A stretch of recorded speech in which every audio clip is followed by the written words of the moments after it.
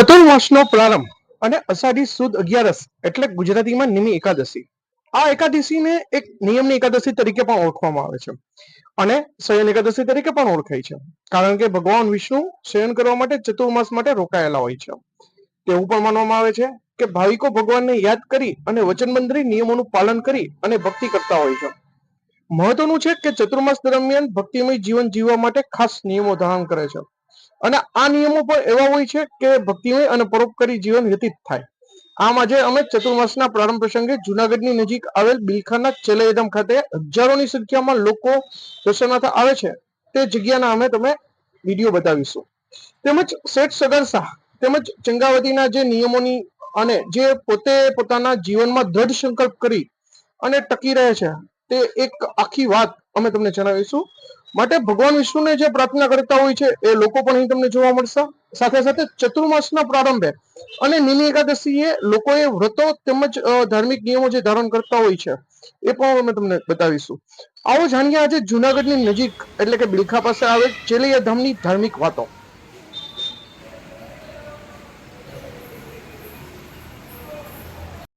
હિન્દુ શાસ્ત્રોમાં 11નું ખાસ મહત્વ છે. આજે નિમિ 11 છે એટલે કે 11 ખાસ એક તહેવાર તરીકે પણ ઉજવાતી હોય છે અને ઉપવાસ પણ હોય છે અને 11ની પાછળ કંઈક ને કંઈક ધાર્મિક તાત્પર્ય છે. આપણી સાથે અહીંના એક ભક્ત જોડાણા છે, આપણે એમને પૂછીશું કે કઈ રીતની વાત છે. આજે આપણે જુનાગઢના બિલખાથી તદ્દન નજીક એવા ચેલૈયાધામે છીએ અને એમને પૂછીશું કે કઈ રીતની વાત છે અને કઈ રીતે તમે દર્શન કરવા માટે આવો છો. જી બેન.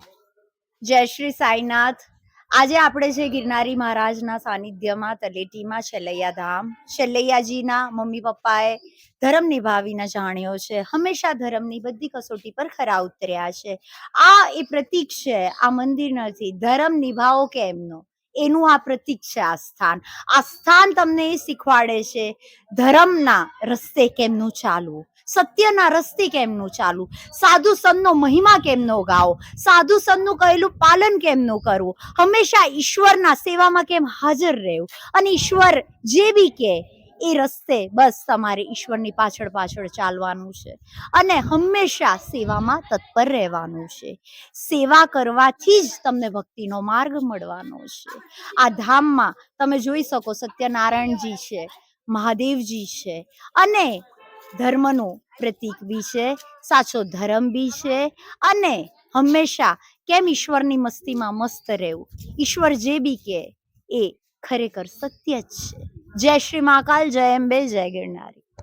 આજનું યુવાધન સોશિયલ મીડિયા તરફ વળ્યું છે, ત્યારે આપણે બેનને પૂછશું કે પોતે યંગ હોવા છતાં પણ આજે ધાર્મિક જે લાગણી ધરાવે છે એની પાછળનું કારણ શું છે.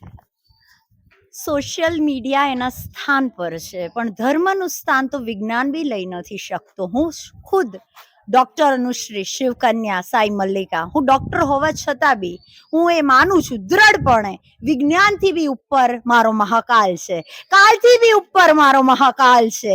એટલે મહાદેવને જે ઝૂકે છે એને બીજે કાંઈ નતમસ્તક થવું નથી પડતું. એટલે ધર્મની બરાબરી તો કોઈ કરી જ ના શકે. જય શ્રી મહાકાલ. જે રીતે વાત કરવામાં આવી ધર્મની, તો ધર્મમાં ક્યાંક ને ક્યાંક કસોટી લેવાય છે. આજે આજ જે ધામ છે ત્યાં શેઠ સગાસાની પણ કસોટી લેવાની હતી, તો શું ધર્મની કસોટી લેવાય ત્યારે ભક્તોએ શું કરવું જોઈએ? એકદમ સાચી વાત છે. હું માનું છું 100%. ધર્મના રસ્તા પર રોજ કસોટી થાય જ છે. ધર્મ કરવો, ઈશ્વર માટે પ્રેમ કરવો એ તો એક જગ્યાએ છે, પણ નિભાવો બહુ અઘરું છે. રોજ એક ને એક કસોટીથી તમે પાર થાવ છો. પણ મારું કહેવાનું એટલું જ છે, તમારી શ્રદ્ધા એટલી દ્રઢ હોવી જોઈએ કે તમે જેને નતમસ્તક થાવ છો એ તમારી ભલે કસોટી લે, પણ એ શક્તિ બી પૂરી પાડે છે. શિવ છે ને એ શક્તિ બી પૂરી પાડે છે કે તમે આ કસોટીની કેમની પાર આવો. એટલે શિવ કદી એના ભક્તનો હાથ છોડતો નથી. જય શ્રી મહાકાલ. જે રીતે વાત કરવામાં આવી કે ભગવાન કસોટી કરે છે પણ એની સાથે સાથે પૂરેપૂરું એ બળ પણ પ્રેરક બળ પણ આપે છે. ચેલૈયા ધામની અંદર આજે એક આપણી સાથે નાનામાં નાની એક ભક્ત જોડાઈ છે, ખૂબ જ નાની ઉંમરની દીકરી છે. આપણે એને પૂછીશું કે એનું નામ શું છે, ક્યાંથી આવે છે. જે દીકરી ક્યાંથી ના આવે છે ને તારું નામ શું? અમે જુનાગઢથી આવીએ છીએ. મારું નામ છે રાઠોડ પ્રાપ્તિ અલ્પેશભાઈ અને અમે રહી છીએ મધુરમમાં, જુનાગઢમાં મધુરમમાં રહીએ છીએ. જી પ્રાપ્તિ, એક સરસ મજાનું કૃષ્ણ ભગવાનનું ગીત ગાઈશ. હલકા નમની દ્વારકા દેખાડ કુલીલા કાન રે, હે વાલા રહી ન શકું તમ વિના.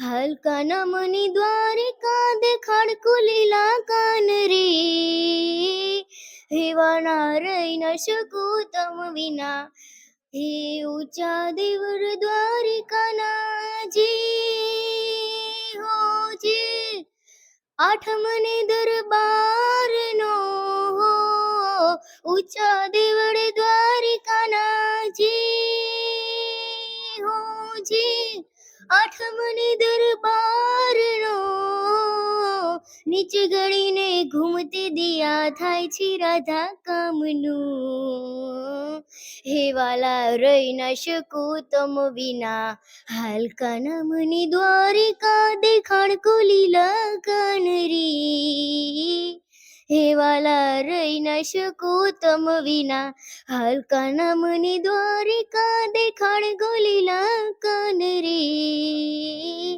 હે વાલા રહી ન શકું દમ વિના જય દ્વારકાધીશ. ખૂબ જ સરસ પ્રાપ્તિએ ગીત ગાયું. હવે આપણે અહીંના મહંતને પણ મળીશું, એમને પણ પૂછીશું કે જે ચેલૈયા ધામ છે તેનો કઈ રીતનો ઇતિહાસ છે અને કઈ રીતની વાત છે.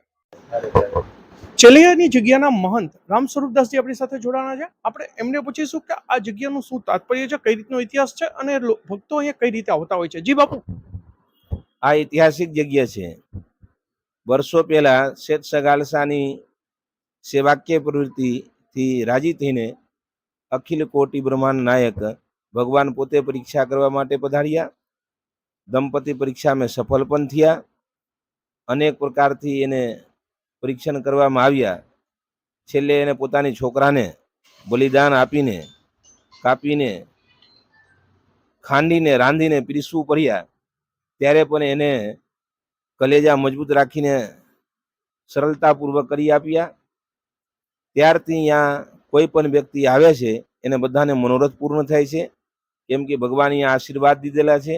પોતે સાક્ષાત પરમાત્મા બિરાજમાન સ્વરૂપ છે, મૂર્તિ સ્વરૂપમાં. અહીંયા જે ભાવનાથી માણસો આવે એને બધાને ઈચ્છા પૂરી થાય છે. એવી ઐતિહાસિક મહિમા છે. આખા ભારતમાંથી અહીંયા માણસો આવે છે. ખાસ કરીને આપણું કાઠિયાવાડ, ગુજરાત, સૌરાષ્ટ્ર, કચ્છમાં પુષ્કળ બહુ સંખ્યામાં માણસો અહીંયા આવે છે. ખૂબ માણસો આવે છે. બીજા રાજ્યોમાંથી પણ આવે છે. જી, ખાસ જ્યારે વાત કરવામાં આવે કસોટીની, સામાન્ય 10મા ધોરણની પરીક્ષા હોય છે, બાળક ફેલ થાય છે અને આત્મહત્યા કરી લેતા હોય છે. આવી રીતે ઘણી કસોટીઓમાં માણસ જ્યારે ખરો નથી ઉતરતો ત્યારે સુસાઇડ પણ કરી લેતો હોય છે. આવા કિસ્સાઓ અનેક હોય છે. ત્યારે આપણે બાપુને પૂછશું કે એ જમાનામાં જે ભક્તો હતા એ ભગવાનની કસોટીથી પણ ડરતા નહોતા, તો આજના યુવાધનને શું મેસેજ આપશે? યુવાધન માટે અમે એ જ અપેક્ષા રાખીએ છીએ, આશા રાખીએ છીએ કે ગમે તે પરિસ્થિતિમાં આપનું હિંમત નહીં હારવું જોઈએ. ભગવાન માથે વિશ્વાસ રાખવું જોઈએ. કર્મ પોતાની કર્તવ્ય ચાલુ રાખવું જોઈએ. અસફળતા મળશે જ મળશે એ ભાવના સાથે કાર્યરત રહેવું જોઈએ. તો આ હતા અહીંના મહંત રામ સ્વરૂપદાસ બાપુ. આ રીતની જે વાત છે ચેલૈયા ધામની, કે ગમે તેવી જીવનમાં કસોટી આવે, જે શેઠ સગર સાહેબ જે કસોટીમાંથી પાસ થયા છે એ રીતની કોઈ પણ કસોટી આવે છતાં પણ તમારે તમારો ધર્મ અને કર્મ આ ન છોડવા જોઈએ. સાગર નિર્મલ, જીવીવી મીડિયા, જુનાગઢ. ખાસ અમારો આ ભક્ત ચેલૈયા ધામનો વિડીયો આપને કેવો લાગ્યો એ કોમેન્ટ કરશો અને અમારો વિડીયોને લાઈક પણ કરશો. તેમજ જીવીવી મીડિયા ચેનલને સબસ્ક્રાઇબ કરવાનું ભૂલશો નહીં. અને ખાસ નિમી 11નું વિશે માહિતી કેવી લાગી એ પણ જણાવશો. સાગર નિર્મલ, જીવીવી મીડિયા, જુનાગઢ.